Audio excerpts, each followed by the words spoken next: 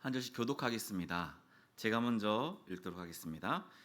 태초부터 있는 생명의 말씀에 관하여는 우리가 들은 바요 눈으로 본 바요 자세히 보고 우리의 손으로 만진 바라.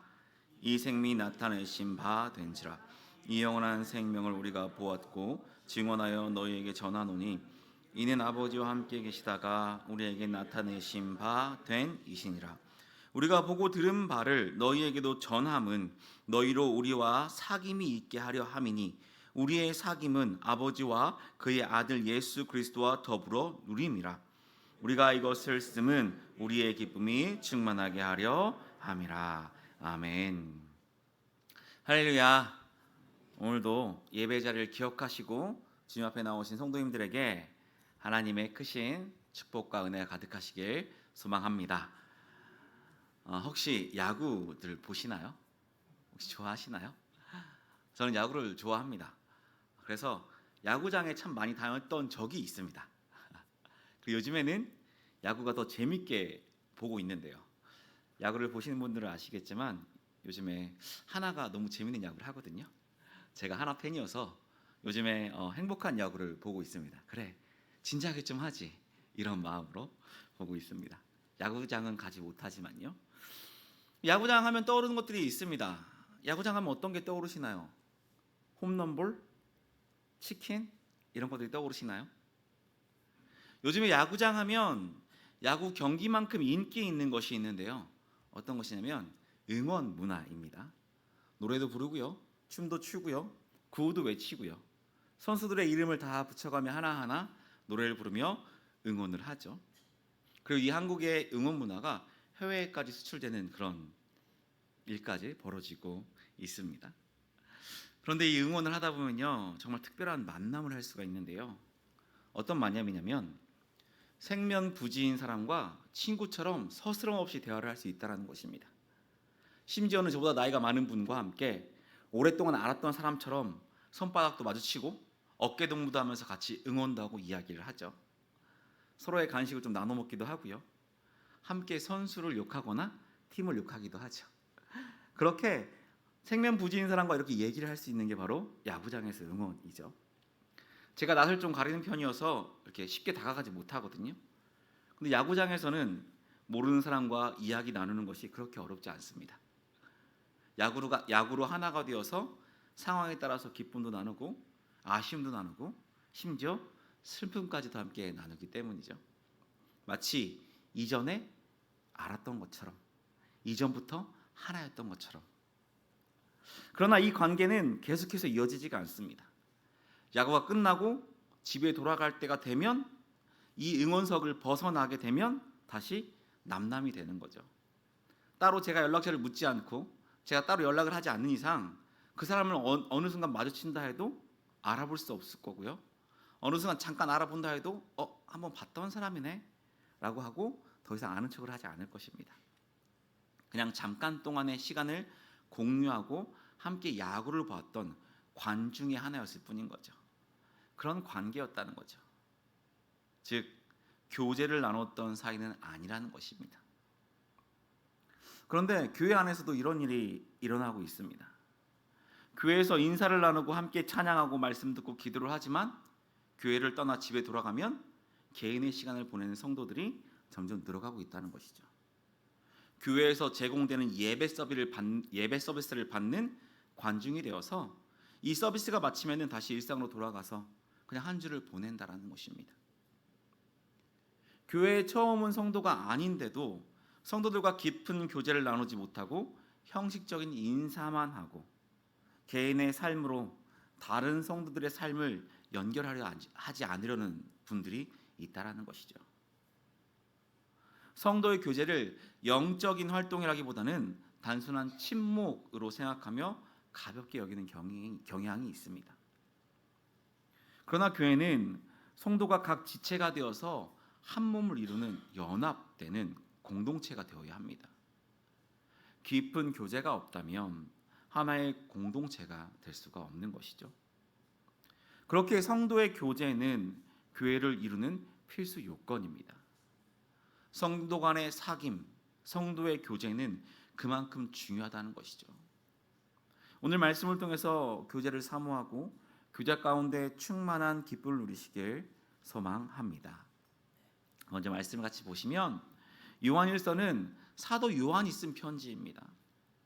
요한은 주후 85년에서 96년에 밤모섬에서 세상을 떠나기 몇 년 전에 이 편지를 에베소 교회에서 썼을 가능성이 가장 큽니다. 편지의 수신자를 보면요, 말씀에 너희라고 되어 있거든요. 이것을 에베소 교회 성도로 여길 수 있지만 특정 대상이라기보다는 모든 그리스도인을 향한 편지라는 것을 알 수가 있습니다. 그렇다면 요한이 이 편지를 기록한 목적이 무엇일까요? 이 목적은 말씀 부분 나와 있는데요. 3절 말씀을 같이 읽어보도록 하겠습니다. 우리가 보고 들은 너에게도 전함은 너희로 우리와 사귐이 있게 하려 함이니 우리의 사귐은 아버지와 그의 아들 예수 그리스도와 더불어 누림이라. 너희와 우리가 사귐이 있게 하려 함이라 라고 말합니다. 내가 이 편지를 쓰는 이유는 너희랑 사귀기 위해 쓰는 거다라고 말하는 것이죠. 여기서 쓰인 이 사귐이란 단어는 우리가 잘 아는 코이노니아라는 단어로 사용되고 있습니다. 즉 교제라는 뜻이죠. 내가 너희와 교제하고 싶어서 이걸 쓴다라는 것입니다. 요한은 이 편지를 통해서 그들에게 잘못된 이단 교리를 배척할 수 있도록 가르치는 것뿐만 아니라 함께 교제하길 원했습니다. 그렇다면 요한이 말한 사귐, 교제는 정확히 무엇을 말하는 것일까요? 성경에서 말하는 성도의 교제는 대화를 하거나 식사를 하는 것을 말하는 것이 아닙니다. 이것은 좁은 의미일 뿐이고요. 교제는 성도 간의 영적인 활동입니다. 단순히 대화를 하고 식사를 하는 것에서 끝나는 것이 아니라 공동 관심사와 공동 목적을 기초로 긴밀한 관계를 맺는 것을 말하는 것이죠. 서로의 삶을 나누며 공통의 목표를 향해서 가는 것입니다. 교회에서 성도들의 공통 목표는 무엇일까요? 우리의 목표는 무엇인가요? 하나님의 뜻, 하나님의 영광, 구원에 이르는 것이죠. 우리는 구원받은 하나님의 백성이지만 우리의 신앙이 하나님을 향해 더욱더 성장할 수 있도록 그것을 목표로 해서 나누고 이루어가도록 함께 힘을 써야 한다는 것입니다. 그리고 성경에서 코이노니아라는 단어가 어떻게 사용되는지를 보게 되면 이 사귐과 교제가 무엇인지를 잘 알 수가 있습니다.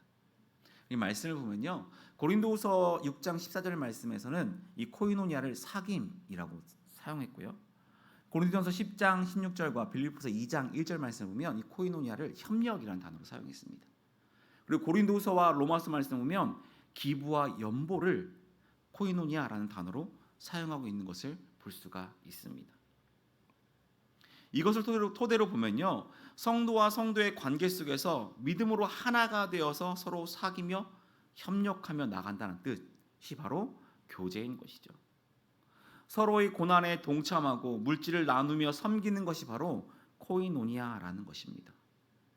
쉽게 말해서 서로의 삶을 공유하는 것이 성경이 말하는 교제라는 것이죠.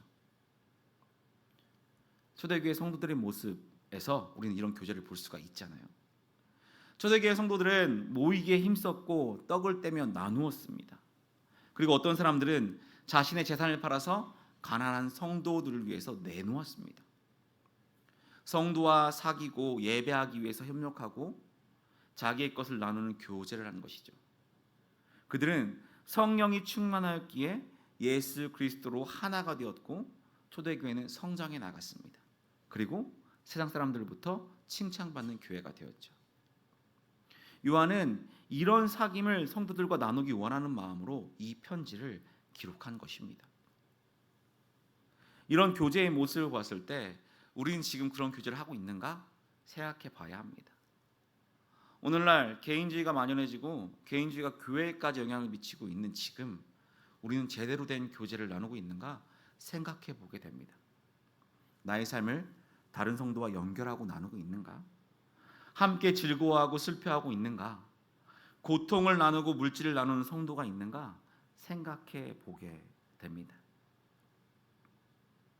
그렇다면 우리는 꼭 교제를 해야 할까요?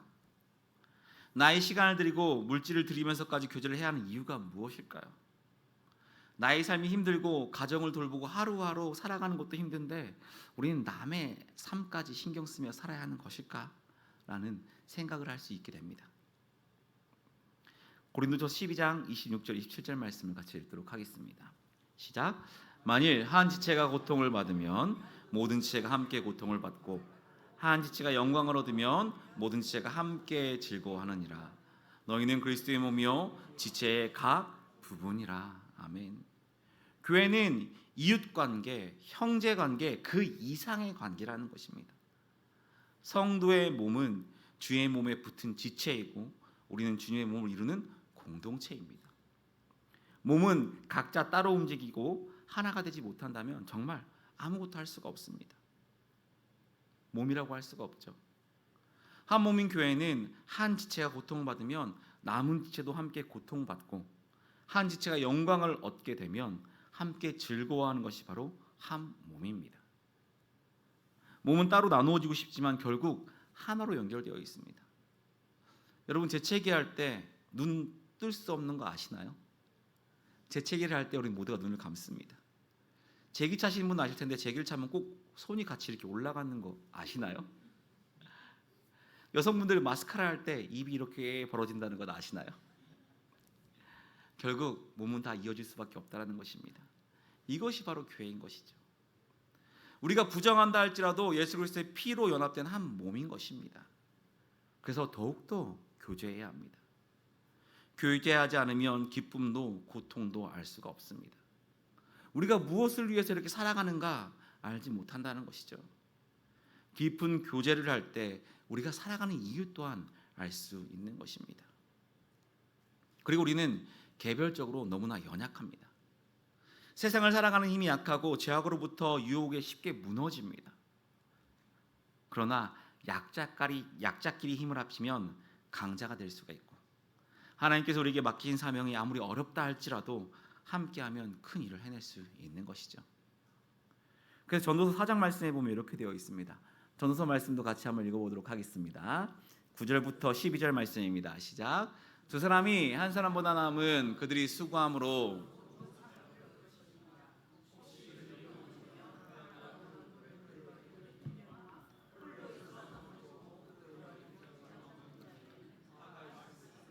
또 두 사람이 함께 누우면 따뜻하거니와 한 사람이면 어찌 따뜻하랴. 한 사람이면 패하겠거니와 두 사람이면 맞설 수 있으니 세 겹줄은 쉽게 끊어지지 아니하느니라. 아멘.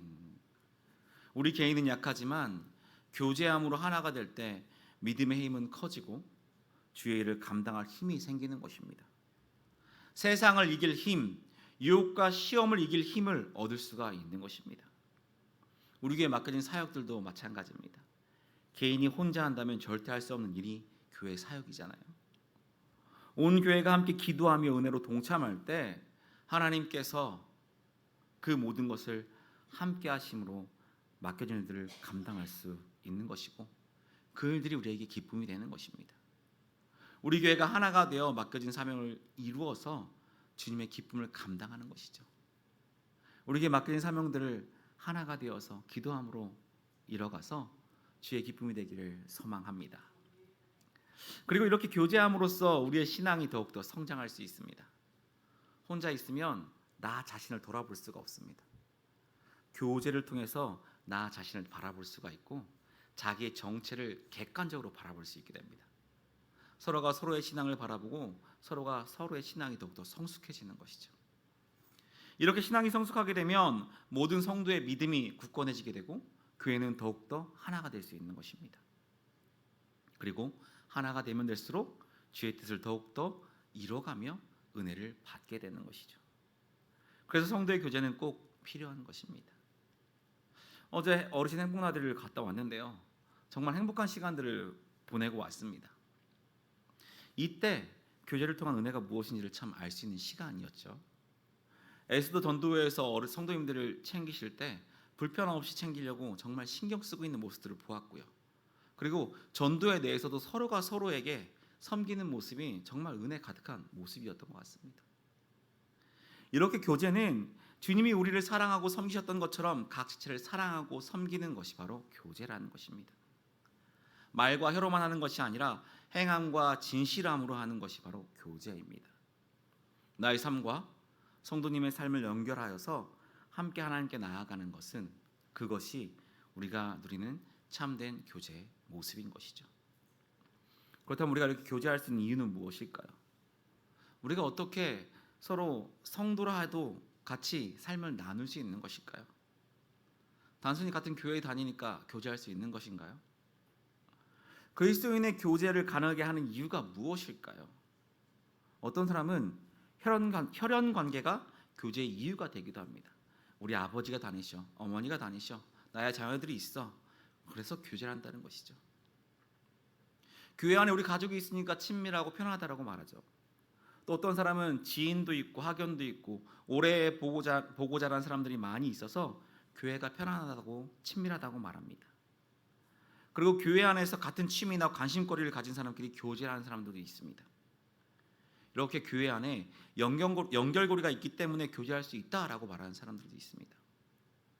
반대로 어떤 사람은 교회에 온 지 얼마 되지 않아서 아는 사람도 없고 취미나 관심사를 공유할 만한 것이 없어서 교제가 이루어지지 않는다라고 말합니다.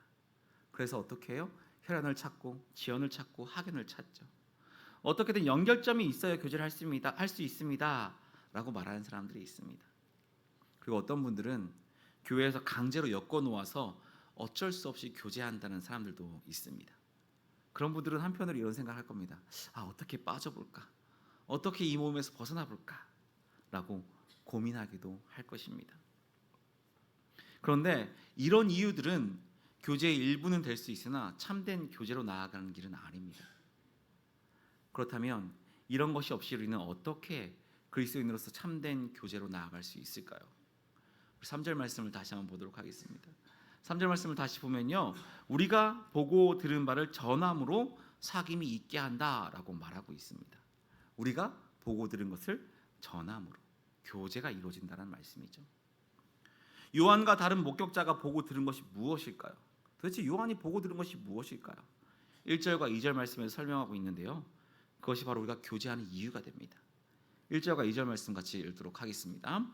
태초부터 있는 생명의 말씀에 관하여는 우리가 들은 바요, 눈으로 본 바요, 자세히 보고 우리의 손으로 만진 바라. 이 생명이 나타내신 바 된지라. 이 영원한 생명을 우리가 보았고 증언하여 너에게 전하노니 이는 아버지와 함께 계시다가 우리에게 나타나신 바 된 이시니라. 아멘. 말씀을 보면요, 태초부터 있는 생명의 말씀, 영원한 생명, 이것을 우리가 보았다, 만졌다라고 말합니다. 똑같은 요한이 기록한 말씀에 이것과 비슷한 말씀이 딱 떠오르시나요? 얼마 전에 우리가 암송했던 말씀이 있잖아요, 그죠? 요한복음 1장 1절 말씀이 이렇게 기록되어 있습니다. 어떻게 되어 있냐면요, 태초에 말씀이 계시니라. 이 말씀이 하나님과 함께 계셨으니 이 말씀은 곧 하나님이시니라. 아멘. 태초부터 있는 생명의 말씀, 하나님과 함께 계셨고 하나님이신 말씀은 무엇인가요? 바로 예수 그리스도입니다. 요한은 생명의 말씀, 하나님이신 말씀을 우리가 들었고 보았고 자세히 보았으며 손으로 만졌다라고 증언합니다. 그가 육신으로 입은 예수님을 만났고 보았고 만졌다라는 말이죠. 요한복음 1장 2절은 이렇게 말해요. 이 생명이 나타내신 바 된지라 라고 말합니다. 예수님께서 직접 자신에게 나타내셨다라는 말이죠. 보고 듣고 만질 수 있는 육신을 입고 이 땅에 오셔서 실제로 그들에게 나타나셨습니다. 그리고 어떻게 하셨나요? 제자들과 성도들과 먹고 마시고 생활하고 삶을 나누셨습니다. 예수님께서는 제자들과 코이노니아, 즉 교제를 하신 것입니다. 어떻게 하나님의 아들이신 그분이 죄 있는 사람과 교제 나눌 수 있을까요? 성경에는 분명 죄의 값은 사망이라고 말하고 아담의 죄로 인해서 사람들은 하나님과 단절된 삶이 되었는데 죄인인 우리가 어떻게 하나님이신 예수님과 교제를 나눌 수 있을까요? 그것은 바로 예수님께서 생명으로 나타나셨기 때문입니다. 말씀에 그렇게 말하잖아요. 예수님을 생명의 말씀, 영원한 생명이라고 말하고 있잖아요. 이것은 하나님께 속한 영원한 생명을 가리키는 것입니다. 요한복음 5장 24절에서도 예수님께서 이렇게 말씀하시는데요, 같이 한번 읽어보겠습니다. 내가 진실로 진실로 너에게 이르노니 내 말을 듣고 또 나 보내신 이를 믿는 자는 영생을 얻었고 심판에 이르지 아니하나니 사망에서 생명으로 옮겼느니라. 아멘. 우리는 하나님과 단절되어서 영원한 생명을 얻을 수 없는 죽음의 사람이었습니다. 그러나 예수님의 죽음과 부활을 통해서 우리에게 나타나심으로 우리는 예수님과 함께 영원한 삶을 살게 되었습니다. 죽음의 사람이었던 우리가 생명의 사람이 되어서 영원한 생명을 받게 된 것이죠. 예수님을 통해서 하나님과의 교제가 회복되어서 하나님의 안에 거하게 되고 하나님과 교제를 다시 시작할 수 있게 된 것입니다. 이것이 바로 성도들이 교제를 할 수 있는 이유입니다. 3절 말씀을 같이 읽도록 하겠습니다. 우리가 보고 들은 바를 너희에게도 전함은 너희로 우리와 사귐이 있게 하려니니 우리의 사귐은 아버지와 그의 아들 예수 그리스도와 더불어 누림이라. 아멘. 우리가 보고 들은 예수님을 믿을 때 그리스도인으로서 한 지체가 되고 서로 교제를 나눌 수 있게 된다라는 것입니다. 서로 잘 아는 사이가 아니어도, 혈연이나 지연이나 학연이 아니어도, 교회 나온 지 얼마 되지 않았어도, 지위의 고화, 재산의 많고 적음이 아니어도 성도는 교제하며 한 지체가 될 수 있는 것입니다. 아니, 우리는 그렇게 되어야 합니다. 예수 그리스도께서 우리에게 동일한 은혜를 주시고 우리를 동일하게 사랑하기 때문입니다. 예수 그리스도의 보혈의 피로 우리를 연합하게 하셨기 때문에 우리는 서로 교제해야 합니다. 그렇기 때문에 교회 안에서는 세상에 알 수 없는 특별한 교제가 일어나는 것이죠. 기역자 교회로 유명한 김제 금산교회에 있습니다. 그곳에 종이었던 이자익 목사님이 있는데요. 이자익 목사님을 섬겼던 그의 양반 주인이었던 조덕삼 장로님이 있습니다. 그리고 또 아들을 죽인 원수를 양아들로 삼은 손양원 목사님이 있습니다. 이외에도 세상 사람들이라면 이해할 수 없는 교제가 교회 안에서 성도들 사이에서 일어나고 있는 것입니다. 이것이 가능하게 한 것이 바로 영원한 생명이신 예수 그리스도 때문입니다. 교회 안에서 교제함에 있어서 성격이나 환경 등 다른 것들은 아예 무시할 수 있는 것은 아니지만, 그러나 그것이 성도의 교제를 막을 수 없다라는 것입니다. 그것으로 인해 교제를 그만두고 교제를 하지 않으려고 하는 마음이 없어야 한다는 것입니다. 이렇게 교제가 이어질 때 우리 교회는 모두가 함께 교제함으로 예수님께 더욱더 가까워지며 함께 하늘나라를 소망하는 삶을 살게 되는 것입니다. 하나님과 영원한 교제를 누릴 수 있게 되는 것이죠. 말씀에 요한은 에베소 교회 성도들을 알고 있었을 것입니다. 그러나 이 말씀을 전달받아서 읽을 다른 지역 성도들은 알지 못했습니다. 그리고 지금 이 말씀을 읽고 있는 우리를 알지 못합니다. 그리고 우리뿐만 아니라 지금 이 시대를 살아가고 있는 모든 그리스도인들을 요한은 알지 못합니다. 그런데 요한은 오늘 말씀을 통해서 지금 시대의 그리스도인들, 바로 우리들에게 이렇게 이야기하고 있는 것입니다. 너희와 나와 시대와 상황이 다르지만 나는 너희들과 교제하고 싶다. 너희에게 내가 보고 듣고 만진 영원한 생명이신 예수님을 전함으로써 함께 교제하려고 한다라고 우리에게 말하고 있는 것입니다. 요한은 예수 그리스도의 바른 복음, 굳센 믿음을 지켜나갔습니다. 그리고 자신과 교제하며 예수 그리스도의 바른 복음에 거하고 굳센 믿음을 지켜나가고 있는 우리에게도 그렇게 삶을 살아가자라고 이야기하고 있는 것입니다. 왜냐하면 교제를 통해서 큰 기쁨을 누리기 때문이죠. 3절과 4절 말씀을 다시 한번 읽어보도록 하겠습니다. 우리가 보고 들은 바를 너희에게도 전함은 너희로 우리와 사귐이 있게 하려니니 우리의 사귐은 아버지와 그의 아들 예수 그리스도와 더불어 누림이라. 우리가 이것을 쓰면 우리의 기쁨이 충만하게 하려 함이라. 아멘. 그리스도인의 교제는 기쁨과 충만한 교제입니다. 왜냐하면 우리 교제 가운데 하나님 아버지와 그 아들 예수 그리스도가 함께 하시기 때문입니다. 우리 교제 가운데 하나님과 예수님께서 늘 함께 하신다는 것입니다. 이거 알고 계셨나요? 우리 교제합시다 라고 말하며 함께 말씀 듣고 기도하고 삶을 나눌 때에 하나님께서 함께하고 계시다는 것입니다. 우리가 목장 모임을 할 때, 또 성도들이 함께 모여서 교제할 때 하나님께서 우리와 함께 하시기에 그 교제가 더욱더 은혜가 되고 기쁨이 가득하다는 것입니다. 물론 성령님께서 언제나 우리와 함께하고 계십니다. 하나님께서는 계시지 않는 곳이 없으십니다. 그러나 오늘 말씀에 분명하게 우리에게 말씀해 주십니다. 우리의 교제 가운데 하나님께서 함께하고 계신다라고 말씀합니다. 그래서 교제는 교회를 이루는 중요한 요소 중에 하나가 되는 것입니다.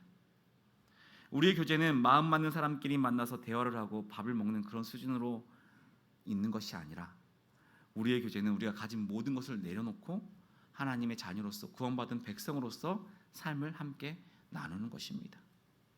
그리고 우리의 주인 되신 하나님과 더불어 교제하는 시간이 되는 것입니다. 우리를 위해 하나뿐인 아들을 내어주시면서까지 사랑하신 아버지께서 우리의 교제 중에 함께하고 계십니다. 우리가 고통받는 지체의 고통을 나눌 때, 슬픔에 함께 동참하고 위로할 때, 물질이 어려운 자의 위로하고 베풀 때, 그 일을 통해서 우리가 오히려 은혜 받고 위로받게 해 주십니다. 우리가 받은 은혜를 함께 나누며 위로하며 사랑을 나눌 때 하나님께서 함께 하심으로 더 큰 은혜를 경험하게 되는 것입니다. 교제를 통해 하나님의 역사하심을 바라보게 해 주십니다. 교제를 통해 풍성한 기쁨을 누리게 해 주십니다. 주님 안에서 함께 교제함으로 주님 주시는 풍성한 은혜와 기쁨을 누리시고, 놀랍게 역사하시는 주님의 능력과 회복을 경험하여서 다시 주님께 예배하며 경배하는 저와 여러분들의 삶이 되시길 축복합니다. 우리가 찬양하시겠습니다.